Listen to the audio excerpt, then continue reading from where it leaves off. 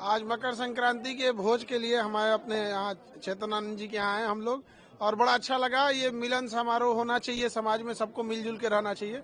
और दही चूड़ा के साथ आज जो पारंपरिक जो चीजें था और मिथिला का जो खिचड़ी, वो बड़ा अच्छा रहता है। और यही बहाने हम सब लोग को मुलाकात होती रहती है और समाज में सौहार्द ऐसे ही बनते रहना चाहिए। और खरमास खत्म हुआ, उसी तरह सबके परिवार में, समाज में भी खरमास खत्म हो, हर चीज अब आज से शुभ हो। ऐसे जो हमारी परंपराएं हैं कि खिचड़ी के बाद से ही हम सारा शुभ काम करते हैं, तो सब चीजें में मंगलमय हो हमारे देश के लिए भी। सर, आपके हॉस्पिटल का लगातार इंतजार हो रहा है, तो वो हॉस्पिटल वाला काम अपना चल रहा है। हम लोग 26 जनवरी को संभवतः उस दिन तो हम लोग स्टार्ट कर देंगे। सियासत में एंट्री लेंगे क्या? आप लोग का एक ही सवाल रहता है सियासत में। यहाँ इनसे पूछिए सियासत वाली चीजें, ये लोग जानते हैं। हम लोग राजनीति, हम लोग शिक्षक हैं। सुबह से एक सवाल है। सुनिए, हाँ, बोलिए। चूरा दही में मसाला मत ढूंढिए। बस ये एकदम, हाँ एकदम, ये देखिए पॉलिटिशियन लोग का एकदम जवाब सटीक आता है। हम लोग पढ़ाने वाले आदमी, पठन पाठन वाले आदमी हैं।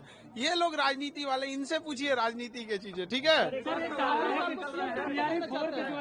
हाँ, वो इंतजार लंबे समय से। हाँ, अब हमको जहाँ तक लगता है कि अब इस बार TRE-4 का भी खरमास खत्म ही हो और जल्दी से जल्दी उसका भी आए।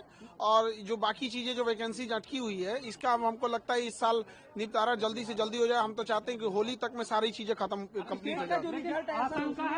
इसमें तो थोड़ा सा अभी इसमें तो आयोग को और थोड़ा सा, मतलब हमको जहाँ तक लगता है कि जो पार्टिसिपेंट है उनसे भी एक बार कंसर्न करके चीजों को डिसीजन लेना चाहिए। कई बार क्या होता है ना कि जो आयोग है उसको ये कंसर्निंग, जैसे स्टूडेंट है जो उसमें अभ्यर्थी है या जो पहले से जो एक्सपीरियंस है, उनसे अगर राय मशवरा करके डिसीजन लिया जाए तो ज्यादा बेटर आता है। सवाल है कि TRE-4 के स्टूडेंट कह रहे हैं कि इस बार कम वैकेंसी आएगी, ज्यादा आनी चाहिए। इस पर आपका क्या कहना है? मांग 1 लाख की है, 26,000 वैकेंसी आ रही है। अब ये तो हम शिक्षा मंत्री ज्यादा बेटर बता पाएंगे, लेकिन अगर जब बोला गया है ज्यादा आने के लिए तो बेहतर आना चाहिए यहाँ पर। अगर नहीं आते हैं तो क्या सड़कों पे अभ्यर्थी ने अल्टीमेटम दिया है कि सड़कों पे उतरेंगे? अब ये तो हमको जहाँ तक लगता है कि गवर्नमेंट को इस पे वैकेंसी लेगी लोग यहाँ पे ज्यादा।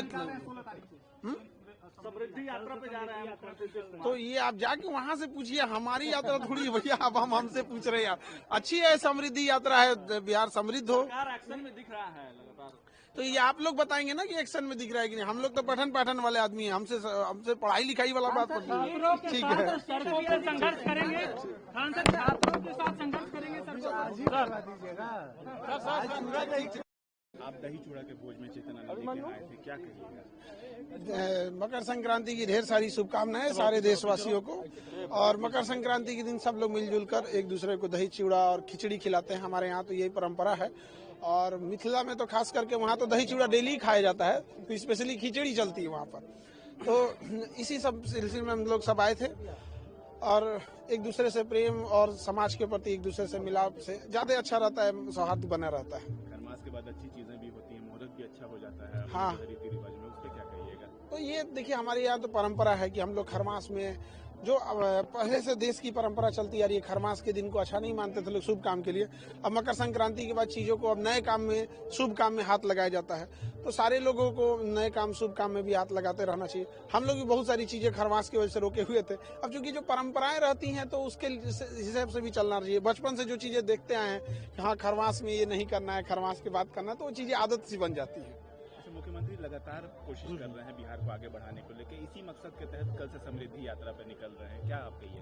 अच्छी चीज है। इलेक्शन खत्म होने के बाद भी अगर इतनी तेजी से तैयारी चल रही है तो ये तो अच्छी बात है स्टेट के लिए। अमूमन ऐसा देखा जाता है कि जब इलेक्शन रहता है तो ही लोग तत्पर रहते हैं, बट इलेक्शन अभी सारा ही खत्म हो गया। अभी 3-4 साल तक कोई इलेक्शन नहीं है। तो अगर समृद्धि यात्रा निकाल रहे हैं तो और अच्छी बात है। वहाँ पे लोगों को रूबरू होंगे, जो समस्याएं उससे डायरेक्ट अवगत होंगे। अब बाकी नीतीश कुमार तो बिहार को 20 सालों से चला ही रहे, तो एक एक अधिकारी, एक एक क्षेत्र को भली भूति पता है। यहाँ पर थोड़ा सा बिहार के साथ प्रॉब्लम क्या होता है, एज कोई भी मुख्यमंत्री रहेगा, या नीतीश कुमार हो या आगे वाले 10 साल 50 साल बाद जो भी है, उसे एक समस्या ज्यादा फेस करना पड़ेगा कि हमारा टोटल बजट का 18 से 20% ही कैपिटल एक्सपेंडिचर के लिए बचता है। बाकी ज्यादा चीजें रेवेन्यू एक्सपेंडिचर और फिक्स कॉस्ट पे चला जाता है। तो बजट जब छोटा हो जाता है और उस बजट का एक फिक्स हिस्सा है कि आपको ये सैलरी में, ये योजनाओं में चला ही जाएगा, तो इंफ्रास्ट्रक्चर के लिए थोड़ा सा बजट जब कम हो जाता है तो इसके लिए थोड़ा थोड़ा सा सेंट्रल गवर्नमेंट को और अलाइन होकर बेहतर ढंग से थोड़ा बजट देना चाहिए। जैसे सेंट्रल यूनिवर्सिटीज कुछ हो जाए, कुछ सेंट्रल स्कीम के तहत, जैसे एक्सप्रेसवे, जैसे अब देखिए दिल्ली मुंबई हो गया तो राजस्थान से गुजर जाता है, तो ये सब चीजें थोड़ा सा आता है। और छोटा बजट होने के वजह से और इंडस्ट्रियलाइजेशन नहीं होता है तो लोग सेल्फ डिपेंडेंट थोड़ा कम हो जाते हैं, क्योंकि रोजगार का अवसर सीमित हो जाता है। वही अगर देखेंगे एनसीआर, गाजियाबाद और ये सब एरिया वाला या गुजरात वाला, तो वहाँ पे क्या है कि इंडस्ट्रियलाइजेशन ज्यादा है, तो बहुत सारे लोग प्राइवेट सेक्टर और छोटे बड़े हर काम में लगे रहते हैं, तो गवर्नमेंट पे ज्यादा डिपेंडेंसी कम हो जाती है। और यहाँ पे क्या है तो डिपेंडेंसी ज्यादा हो जाती है, इसके उस पे से बजट भी छोटा है तो थोड़ा केओस हो जाता है। तो मतलब कि इन खामियों को जो है खास तौर पर हाँ, थोड़ा सेंट्रल, हाँ नेशनलाइजेशन, थोड़ा सेंट्रल को ये सोचना चाहिए, नीति आयोग को भी सोचना चाहिए यहाँ पे। और दूसरा क्या है, नेचुरल कैलेमिटीज हम लोग के पास ज्यादा है, आधा एरिया बिहार में बाढ़ में डूब गया, तो उसका सेंट्रल एक योजना बना के नेपाल साइड से इनिशिएट करके नेपाल में बांध बना के इस एरिया में ज्यादा बेटर हो, क्योंकि अब नेपाल से कम करने के लिए तो सेंट्रल के पास पावर है। एज ए स्टेट कोई आप इंटरनेशनल उसमें डिसीजन नहीं ले सकते। Thank you.